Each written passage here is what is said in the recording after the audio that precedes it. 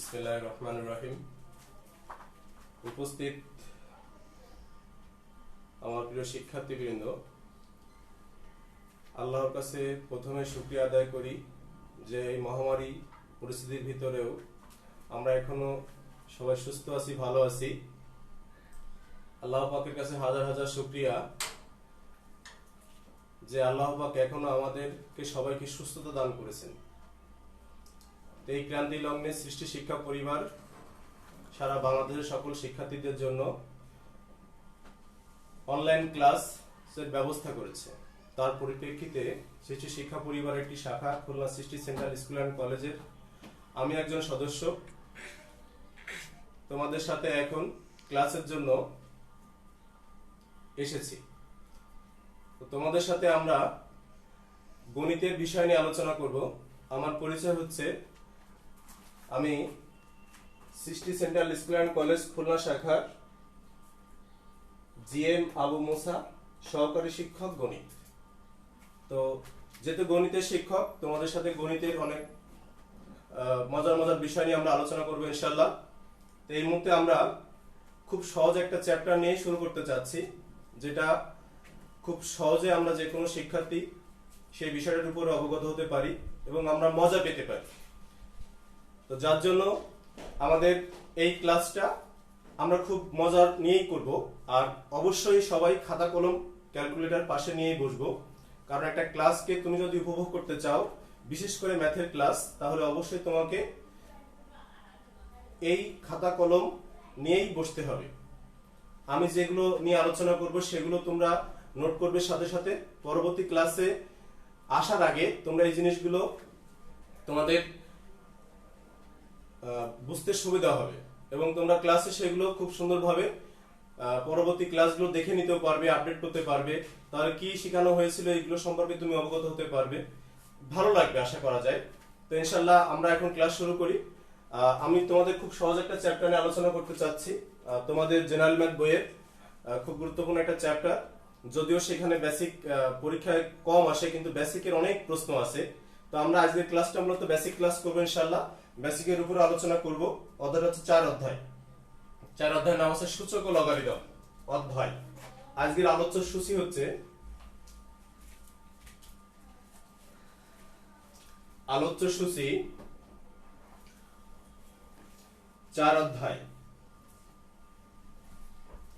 অধ্যায়ের নাম হচ্ছে সূচক ও লগারিদম। সূচক ও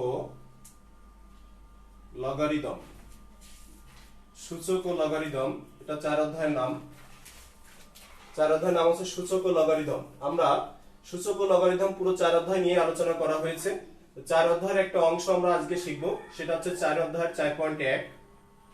4.1 হচ্ছে শুধুমাত্র সূচক নিয়ে আলোচনা করা হয়েছে। সূচক যাকে আমরা বলি, সূচককে আমরা ইংরেজিতে বলি হচ্ছে exponent, EX PO NENTX, exponents অথবা ইনডেক্স,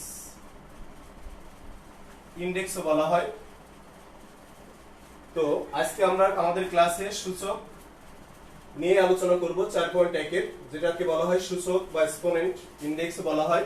এটার উপর আলোচনা শিখবো ইনশাআল্লাহ। তো আমরা এখন জানবো সূচক আসলে কি জিনিস। সূচক কি? সূচক হচ্ছে একটি গাণিতিক প্রক্রিয়া। সূচক কি জিনিস? সূচক হচ্ছে একটা গাণিতিক প্রক্রিয়া। সূচক হচ্ছে একটি গাণিতিক প্রক্রিয়া।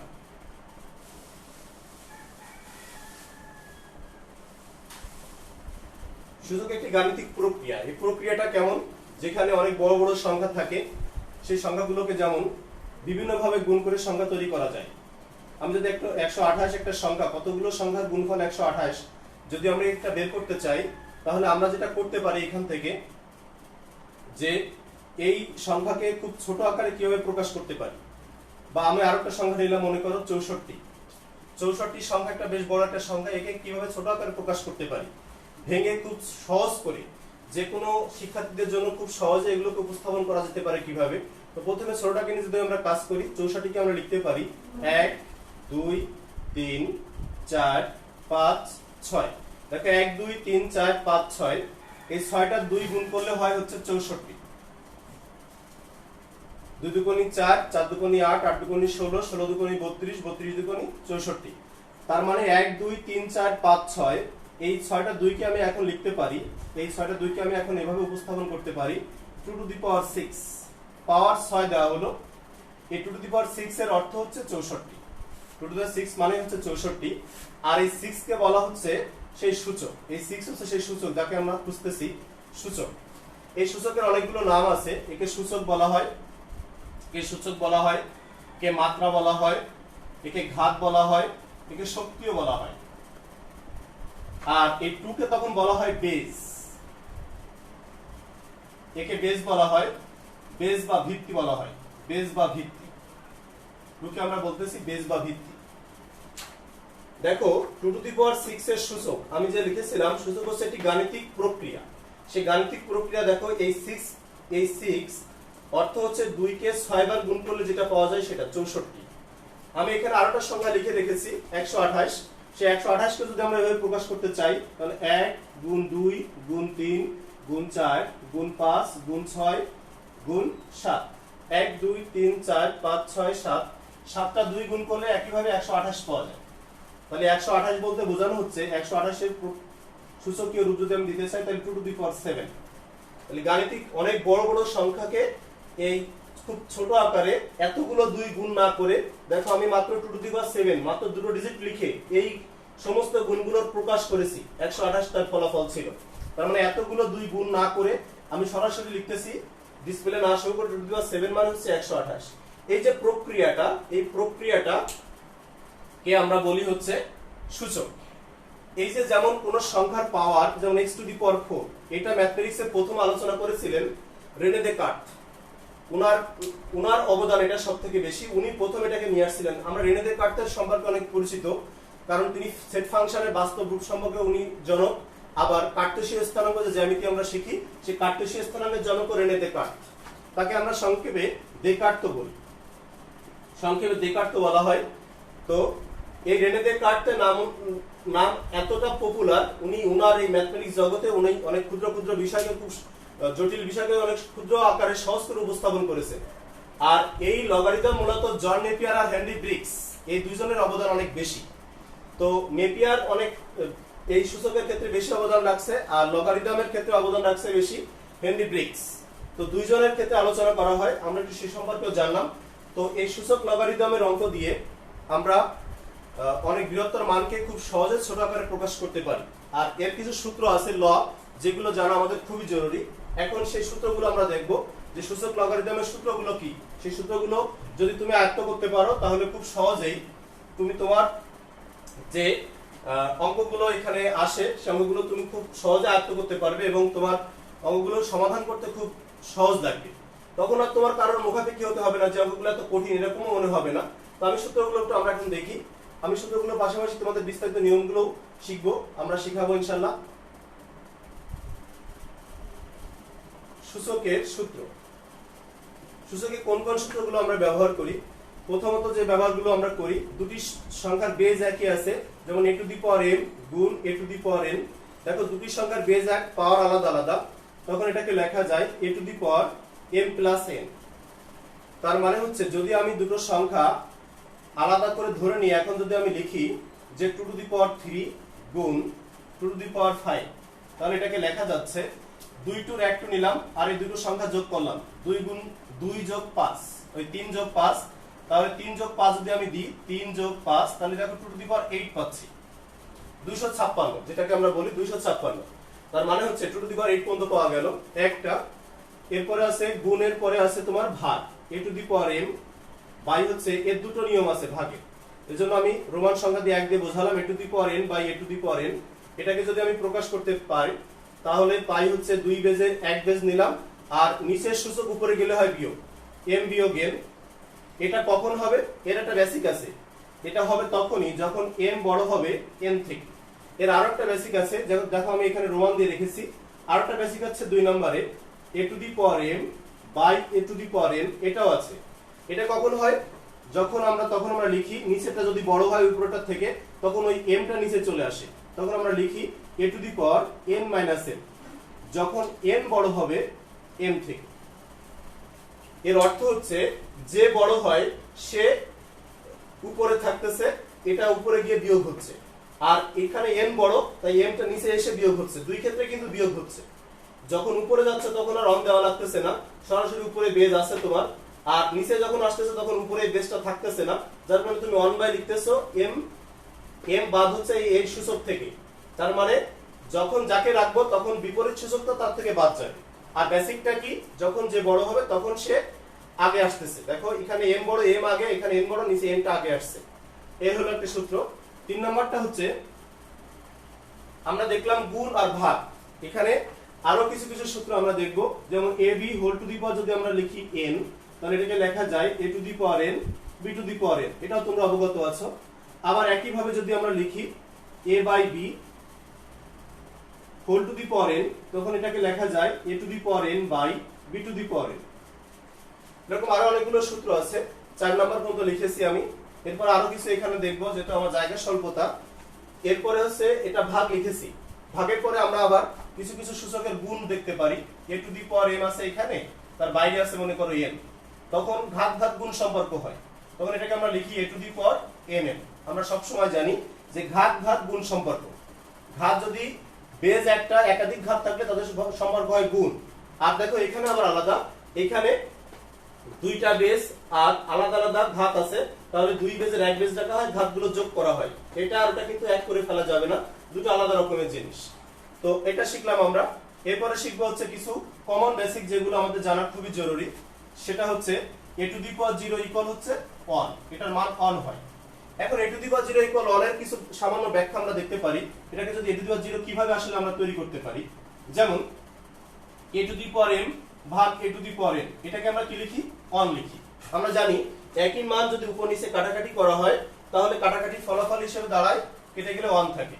এখন যদি এটাকে আমি এইভাবে না লিখে যদি এভাবে লিখি, যে এই প্রকাশটাকে যদি আমি এইভাবে করি a to the power m by হচ্ছে a to the power m, 2 এর 1 এ নিলাম m মাইনাস m, তার মানে হচ্ছে m থেকে m কে যদি বাদ দেওয়া হয় তাহলে a টু দি পাওয়ার কি হলো, 0 হলো।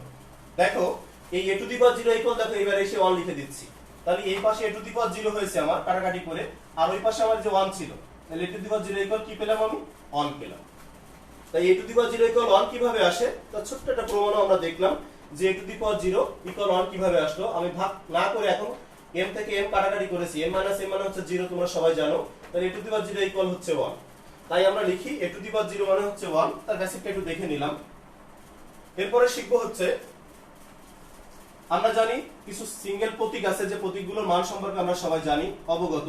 এটাকে আমরা বলি বর্গমূল চিহ্ন, এর মান হচ্ছে 1/2। এটাকে আমরা বলি ঘনমূল, এর মান হচ্ছে 1/3। এটাকে আমরা বলি 11th মূল, এর মান হচ্ছে 1/11। তার মানে হচ্ছে মূল বলতে বোঝানো হচ্ছে 1 সেই সংখ্যাটা, যখন রুট থাকে এই বর্গমূল বলি যেটাকে আমরা, এর যখন কোনো প্রতীক না থাকে তখন সেটাকে আমরা 2 দিয়ে প্রকাশ করি। আর যখন মাঝখানে কোনো মান থাকবে, যেমন এখানে 3 আছে দেখো 1/3, 11 আছে 1/11, যদি এরকম 5 থাকতো তাহলে লিখতাম 1/5, এরকম লিখতাম। এখন এইগুলো সংখ্যাকার কিভাবে স্যার প্রকাশ করে, যদি তুমি লেখো রুট ওভার a তাহলে লিখতে হবে a টু দি পাওয়ার 1/2, যদি তুমি লেখো ঘনমূল a টু দি পাওয়ার 1/3, যদি লেখো তুমি 5 মূল a তাহলে a টু দি পাওয়ার 1/5। এগুলো সম্পর্কে আমরা জানি, তাহলে এগুলো একটু দেখলাম। এরপর আরো কিছু কিছু আছে, আমি আশা করবো যে তোমরা এগুলো সবাই তুলে নিয়েছো। এরপরের স্টেপে আরো অনেকগুলো বাকি আছে দু একটা, সেগুলো সম্পর্কে একটু আমরা দেখবো, যে আর কি কি এখান থেকে আরো লেখা যেতে পারে সেটা আমরা একটু দেখতে যাচ্ছি। তো আমি আশা করবো শিক্ষার্থীরা সবাই এগুলো তুলে নেবে, তোমাদের এগুলো বেশ কাজ দিবে। এরপরে হচ্ছে 8 নম্বরে যদি আমরা এখন যাই, তাহলে 8 নম্বরে দেখতে পাচ্ছি যে যদি আমি লিখি, এখন এই রুটের বেসিক শিখতেছি আমরা, এখন রুটের একটা সংখ্যা লিখলাম 2 গুণ √3 বা √3 গুণ √2 যদি আমি লিখি, এই একই বেশ মজার কিছু বেসিক আছে সূচকের ভিতরে। এই 2 রুটের 1 রুট রেখে দিলাম, আর এই দুই সংখ্যা গুণ করে এখানে লেখা যায়, তার মানে 3 দুগুণই হচ্ছে 6।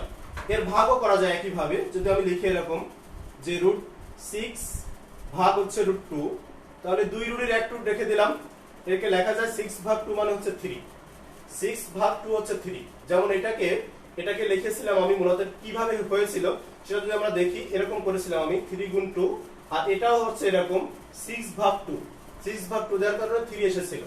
এই যে 3 কিভাবে এসেছিল তার বেসিক দেখানো হলো, এভাবেও করা যায়।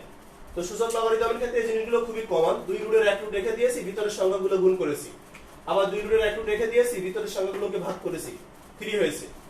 এগুলো খুব মজার কিছু বেসিক আছে। আমরা এখান থেকে আরেকটা জানবো যে এই সূচকীয় অঙ্কের ক্ষেত্রে যে বেস বেস সমান হলে আমরা বলি ঘাত ঘাত সমান।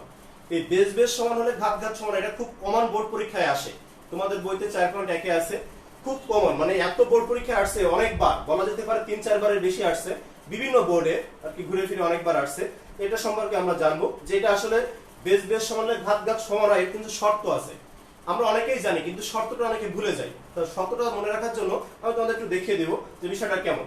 তো তখন আমরা লিখতেছি a to the power a যদি 0 থেকে বড় হয় এবং এর মান যদি কখনো 1 না হয়, এর মান কখনো 1 হতে পারবে না, এরকম শর্তে a 0 থেকে বড় এবং a কখনো 1 না হলে, এত শর্তে 0 থেকে a বড় এবং a নট ইকুয়াল 1 শর্তে যদি আমরা লিখি যে a to the power x equal হচ্ছে a to the power y,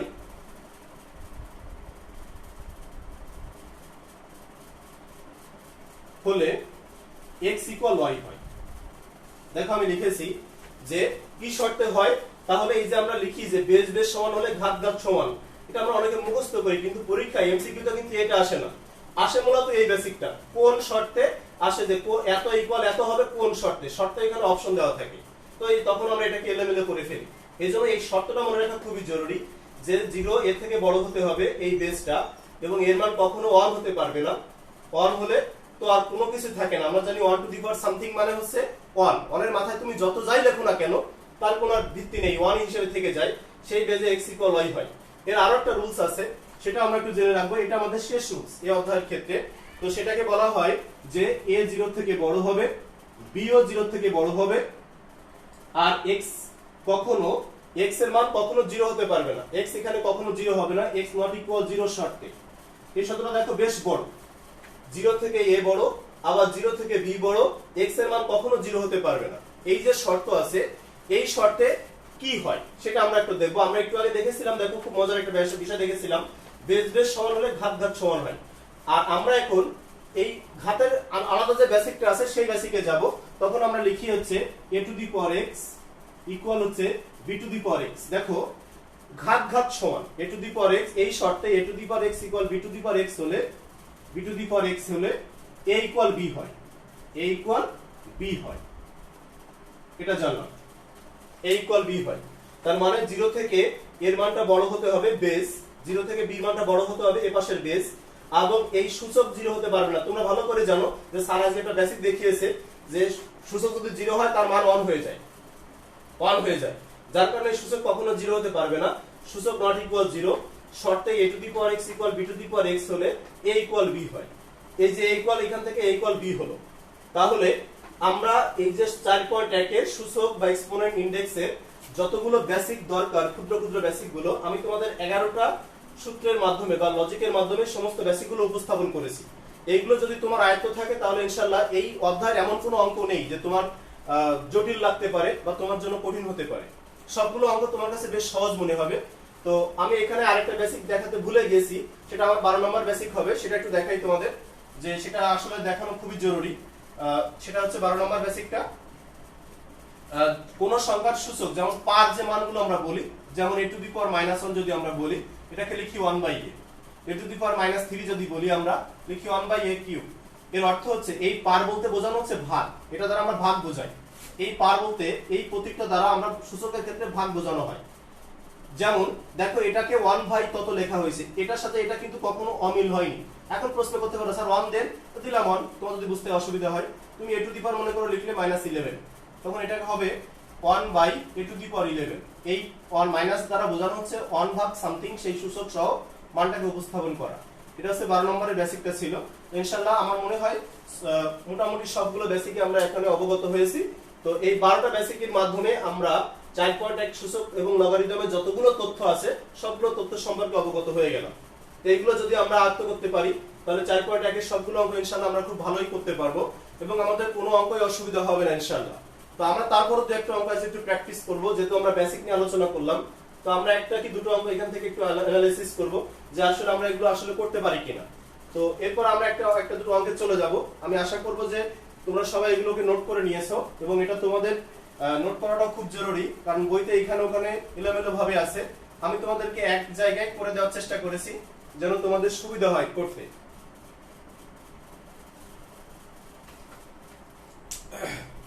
আমরা তোমাদের বইয়ের একটা অঙ্ক এখন যাচ্ছি। বইয়ের কয়েকটা অঙ্ক খুবই গুরুত্বপূর্ণ, কিছু কিছু অঙ্ক আছে। যেমন তোমাদের বইয়ের একটা অঙ্ক হচ্ছে 4.1 এর, খুব বেশ পরীক্ষাতেও আসে 4 নম্বর অঙ্কটা। এটা অনেকে আবার ভুল করে বসি আমরা। 4 নম্বর অঙ্কটা হচ্ছে 2a to the power -1 plus 3b to the power -1 whole to the power -1। এটার এখন সমাধান করব। একে বলা হয়েছে সরল করো। এই সরল করো, সরল শব্দের অর্থ অনেকে আমরা জানি। সরল শব্দের অর্থ হচ্ছে সোজা বা ছোট করা। ম্যাথমেটিক্সে বলে সরল শব্দের অর্থ কি? সরল মানে সোজা, আর এর ফলাফলটা ছোট্ট একটা মান আসে। সরল করো, সরল শব্দের অর্থ হচ্ছে সোজা। এই সোজা এর মানটা খুব ছোট হয়, ছোট মান আসে, ছোট মান, এর মানটা ছোট আসে। সরল করার পরে বিশাল একটা লাইন তুমি লিখলে ফলাফল লাস্টে গিয়ে 1 কি 2 ডিজিটে প্রকাশ করতে হয়। তার মানে হচ্ছে অনেক বড় একটা মানকে আমরা ক্যালকুলেশন করতে করতে করতে করতে খুব ক্ষুদ্র একটা মানে প্রকাশ করি। সেই ধরনের প্রকাশিত মানগুলোকে আমরা বলি হচ্ছে সরল। তাহলে সরল শব্দের অর্থ হচ্ছে সোজা, যার প্রকৃত অর্থ দাঁড়ায় ম্যাথমেটিক্সের ভাষা যদি প্রকাশ করতে চাই আমরা ছোট করা। তাহলে এখানে দেখো আমরা একটা অঙ্ক উপস্থাপন করেছি।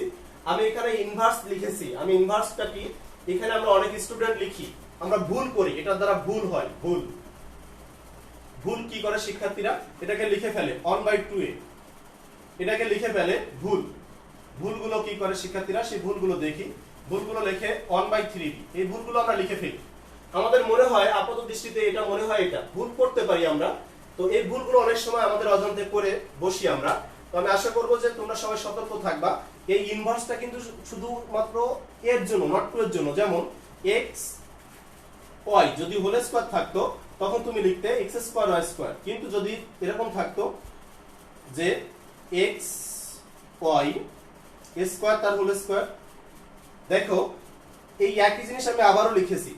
এইবার দেখো একটা মজার একটা ব্যাপার হয়েছে, এই স্কয়ারটা কিন্তু শুধুমাত্র এই y এর জন্য, কিন্তু এই স্কয়ারটা দুইজনের জন্য। তার মানে x² dot y to the power, এই দুটো এর সঙ্গে গুণ হলো 4 হলো। তার মানে হচ্ছে যদি এরকম কোন সংখ্যার উপরে বেস থাকে, আমি যদি এটা না লিখে যদি এভাবে বলি যে x y² এর অর্থ হচ্ছে x একটা আছে আর y এখানে দুইটা আছে, দুইটা y গুণফল আছে। এটা কিন্তু দুটোই কিন্তু x এখানে নাই, এখানে x একটা আর y হচ্ছে দুইটা। এইজন্য এই ভুলগুলো আমরা স্বাভাবিকভাবে এই ভুলগুলো অনেক সময় করে বসি অঙ্ক করতে গিয়ে প্রাথমিকভাবে। এই ভুলগুলো যেন আমরা না করি, যার জন্য ভুলটা আগে একটু আমরা আলোচনা করে নিলাম যে কি ধরনের ভুল হতে পারে। তো ফলাফল করা শুরু করতেছি আমি এখান থেকে। এটাকে তাহলে আমরা লিখবো ইনভার্স মানে হচ্ছে, আমি আজকে শিখিয়েছি তোমাদের ক্লাসে, a to the power inverse মানে হচ্ছে 1/a। তার মানে এই মানটাকে আমরা লিখবো 2/a, আর এই মানটাকে লিখবো আমরা 3/b। কারণ হচ্ছে b টু দি পাওয়ার -1 মানে হচ্ছে 1/b। তার মানে a to the power -1 1/a, তাহলে এটা নিচে চলে আসলো 2 উপরে, বিটা নিচে চলে আসলো উপরে। ইনভার্স লেখা হলো। তো এরপরে দুইজনকে আমরা লসাগু করতেছি। দেখো দুটোর মানে লসাগু হচ্ছে ab। তাহলে a এখানে আছে, নেই কে b, b এর সাথে এর গুণ হয়, তাহলে 2b প্লাস b এখানে আছে, নেই a, ভাগ হয়ে গেলে a থেকে যায়, এর সাথে এর গুণ হয়, তখন আমরা লিখতেছি এটাকে 3a। আর এই মানটার হোল ইনভার্স আছে। তোমরা একটা বেসিক দেখেছো যে ইনভার্স বলতে বোঝানো হচ্ছে 1/, তাহলে এই মানটার ইনভার্স বলতে বোঝানো হচ্ছে উল্টায় দেওয়া। যদি কোনো ভগ্নাংশ সংখ্যার ইনভার্স থাকে, যেমন 3/4 ইনভার্স আছে, এটাকে যদি তুমি ইনভার্স উল্টিয়ে লেখো তাহলে তুমি সরাসরি লিখবা 4/3। খুব মজার একটা ব্যাপার। যেমন 3/4 ইনভার্স থাকলে একে উল্টিয়ে লেখা যায়, সাথে সাথে মানটাকে উল্টানো হয় 4/3, তখন কিন্তু আর ইনভার্স থাকে না, মানে উল্টায় দেওয়া। ঠিক এটার মানটাকে আমরা উল্টায় লিখবো, তখন এটাকে লিখবো আমরা ab/2b + 3a। তো আমি শিক্ষার্থীদেরকে বলি এখানে তোমাকে চতুর হতে হবে, কারণ গণিত হচ্ছে গাণিতিক যুক্তি। গণিত করার সময় তোমাকে অ্যালার্ট হতে হবে এবং অন্যমনস্ক হওয়া যাবে না। সেক্ষেত্রে তুমি এখানে যে দেখতেছো 2b, এই 2b টাকে আমরা জানি যে ইংরেজি বর্ণমালার প্রতীক অনুসারে আমরা সাজিয়ে লিখি। তো একবারে এটাকে আমরা লিখবো, এটা না লিখে আমরা এখান থেকে একবারে এটা লিখলে বেশি ভালো হবে, ab/3a + 2b। এটা লিখলে বেশি ভালো হয়। এই লাইন থেকে যে আমি এটাকে উল্টাবো, উল্টালে ইনভার্সের জন্য আমি উল্টায় দিলাম, আর এখানে সাজিয়ে লিখবো, 3a আগে লিখবো, 2bটা পরে লিখবো। এটা হচ্ছে আমার সেই ফলাফল যেটাকে আমাকে সরল করতে বলা হয়েছিল, সেই সরলের উত্তর। এই সরলের উত্তর হচ্ছে এটা ab/3a 3a প্লাস 2b, এই লাইনটা না করলেও চলবে, তোমার একবারে সাজিয়ে এই লাইনটা করলে বেশি ভালো হয়। আর যাদের বুঝতে একটু কষ্ট হয় তারা এই লাইনটা করার পরে এই লাইনটা করবে। তাহলে আমরা একটা অঙ্ক করে বসলাম। দেখো যদি বেসিক জানা থাকে তাহলে দেখো তুমি যে অঙ্কটা উপস্থাপন করেছো বা এখানে আমরা যেটা শিখেছি এটা কিন্তু আমাদের কাছে বেশ সহজ মনে হয়েছে, যে আসলে এখানে কঠিনের কিছুই নাই। যা বেসিক শিখেছিলাম তার উপরে বেস করে অঙ্কটা শেখানো হলো। আমরা আরেকটা অঙ্ক করবো ইনশাআল্লাহ, আরেকটা অঙ্ক এখান থেকে শিখবো। 4 নাম্বারটা আশা করি তোমরা তুলে নিয়েছো। আরেকটা অঙ্ক শিখবো আমরা এখান থেকে। তোমাদের বইয়ের 8 নম্বর অঙ্কটা খুব গুরুত্বপূর্ণ, বোর্ড পরীক্ষা তো এসেছে, তো আমরা 8 নম্বর অঙ্কটা একটু শিখি। 8 নম্বর অঙ্কটা একটু শিখবো এখন এখান থেকে। এটাকেও আমাদের দেখো সরল করতে বলা হয়েছে। 8 নম্বরের অঙ্কে আছে 3 to the power m plus 1 by 3 to the power m, আর এখানে আছে m মাইনাস 1 ভাগ 9 to the power m plus 1 by 3 to the power m minus 1 আছে, 4 টু দি পাওয়ার আছে m প্লাস 1। এটাকেও সরল করতে বলা হয়েছে। সরল মানে হচ্ছে ছোট করা, এটাকেও ছোট করতে হবে। তাহলে এই মানটাকে যদি আমরা এখন ছোট করি তাহলে এটাকে কিভাবে উপস্থাপন করতে পারি সেটা একটু আমরা দেখব। আমরা পার্ট করে করে আলাদা আলাদা ক্যালকুলেশন করব। আজকে আমরা শিখেছি যে একটা বেজ একাধিক যদি সূচক থাকে তাহলে তাদের গুণ সম্পর্ক হয়, এটা আমরা শিখেছি। তার মানে এটাকে দিয়ে এটাকে গুণ করতে হবে, এটাকে দিয়ে এটাকে গুণ করতে হবে। আজকে আমাদের বেসিকের ভিতরে দেখো ছিল, তোমরা দেখো আমি সেখানে আলোচনা করে করে দেখিয়েছি। তো আমরা এখন সেখানের দিকে যাব।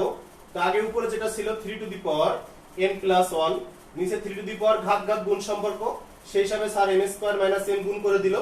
তোমরা এটা করবে। আর এখানে দেখো সবগুলো সংখ্যার বেজ, এদিকে বিশেষ খেয়াল রাখতে হবে। এই সংখ্যাটার বেজ আছে 3, এটারও বেজ 3, এটারও বেজ 3, কিন্তু এখানে বেজ আছে 9। যদি এরকম আলাদা একই সংখ্যা একাধিক আছে, একটা সংখ্যা যদি আলাদা বেজ থাকে তখন তোমাকে দেখতে হবে যে সংখ্যাটি আলাদা বেজ আছে ওই সংখ্যাটার এই একাধিক বেজ যেটা আছে এটা প্রকাশ করা যায় কিনা, এটা চিন্তা করতে হবে। যাবে কথা বলা যাবে না, যায় কিনা। তা দেখতেছো তুমি 9 কে খুব রিল্যাক্সে 3 বেজ তৈরি করতে পারতেছো, কারণ আমরা জানি 9 এর 3 বেজ আছে 3 স্কয়ার, 3 স্কয়ার মানে হচ্ছে 9। তো এটাকে আমরা 3 বেজ তৈরি করে সুবিধা অনুযায়ী আমরা ক্যালকুলেশন করব। তো 9 কে লিখবো হচ্ছে 3 স্কয়ার, আর বাইরে ছিল হচ্ছে m প্লাস 1, আর নিচে ঘাত ঘাত গুণ সম্পর্ক। এখানে একটু চালাক হতে হবে, আমি বারবার বলতেছিলাম যে একটু চালাকি করতে হবে। m মাইনাস 1 আর m প্লাস 1 তোমাদের খুব পরিচিত, m মাইনাস 1 আর m প্লাস 1 তোমাদের খুব পরিচিত। পরিচিত বলতে বোঝানো হচ্ছে যে এই m মাইনাস 1 এবং m প্লাস 1 হচ্ছে সূত্র a স্কয়ার মাইনাস b স্কয়ারের সূত্র, a plus b into a minus b। তার মানে হচ্ছে এটাকে যদি তুমি সহজে লিখতে চাও একটু চালাকি করে এটাকে লিখতে পারো m স্কয়ার মাইনাস 1। এখানে যদি আমরা লিখতে চাই a square minus b square equal হচ্ছে a প্লাস b ইনটু হচ্ছে a মাইনাস b। ঠিক তাই, এই 1 স্কয়ার কে আমরা দিই না, 1 স্কয়ার কে সাধারণত 1 এর পাওয়া যায় দিই না কেন, একই মান থাকে। এখন আমরা এই 2 বেজের এক বেজ লিখব, 2 3 এর 1 3 লিখলাম। এই মানটা যদি উপরে যায় তাহলে বিয়োগ হয় এর থেকে, আমরা আজকে শিখেছি নিচে থেকে উপরে কোনো মান গেলে বিয়োগ হয়। তাহলে উপরে মান ছিল হচ্ছে তোমার m প্লাস 1, নিচের মানটা উপরে গিয়ে বিয়োগ হলো, তখন তুমি লিখতেছো minus m square plus m। দেখো আমি একটু চালাকি করেছি, আর এগুলো তোমাদের শিখতে হবে। এই m প্লাস 1 আমার যা ছিল তাই লিখেছি, আর নিচের মানের আগে যে চিহ্ন ছিল সে ঠিক বিপরীত চিহ্ন হবে সূচকের।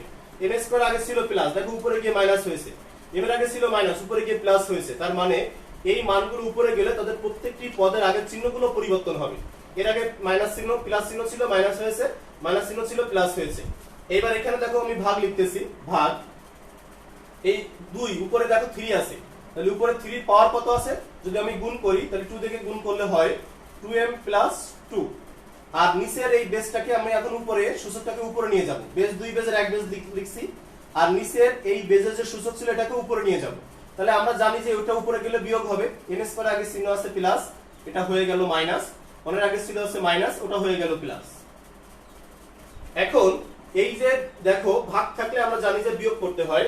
এই যে ভাগ ছিল, এখানেও ভাগ ছিল, বিয়োগ করেছি, এখানেও একটা ভাগ আছে। আমরা এই 2 3 এর 1 3 লিখবো, আর সবগুলো সূচককে আমরা বিয়োগ করে দিব। বিয়োগ করলে আসলে কেমন আসে সেই পাশাপাশি আমরা কিছু যোগ করেও নিব। তো দেখতেছি এখানে দুটো m আছে, দুটো m কমানোর জন্য চেষ্টা করতেছি। দুটো m যোগ করলে হয় 2m প্লাস 1 আছে, এরপরে হচ্ছে মাইনাস m স্কয়ার আছে। এই পাশেগুলোকে আমি লিখলাম, আর এই ভাগের জন্য এই বেজ সূচকের যে সূচকগুলো ছিল এই বেজের সূচকগুলো বিয়োগ হবে।